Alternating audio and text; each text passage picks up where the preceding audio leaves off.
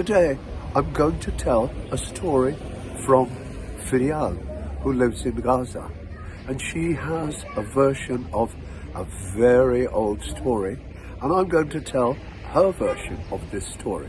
It's called The Fox and the Crow.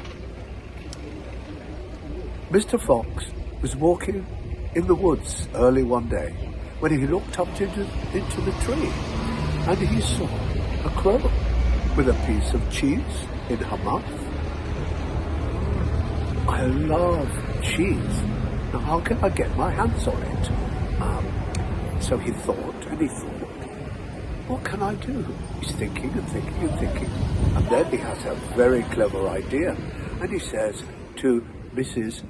Crow, up in the highest branch of the tree, "Good morning, Mrs. Crow.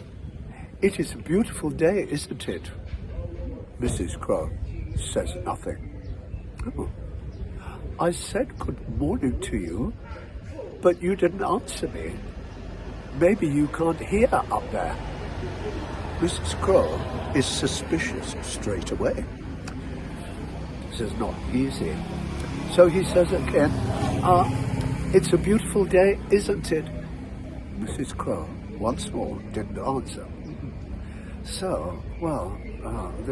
So he has to think and think and think, and he thinks again. And then he says, "Oh, Mrs. Crow, you really are the most wonderful bird.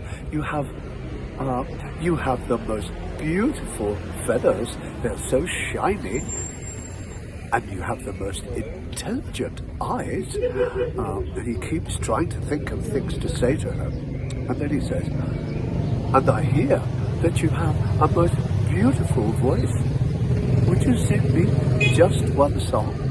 I'd love to hear your beautiful voice." She looks down at him, but she still doesn't say anything. "Please sing me just one song, and then I can tell everybody what a wonderful bird you are.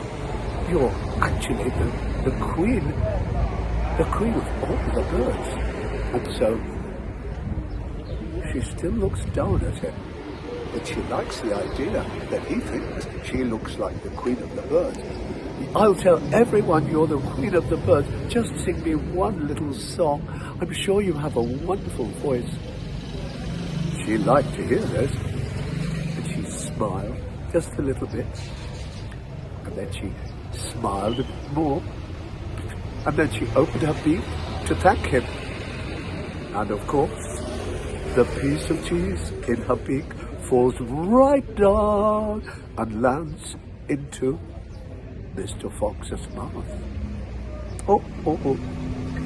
And Feryal says at the end, you have to be careful with people who flatter you, because usually they want something from you.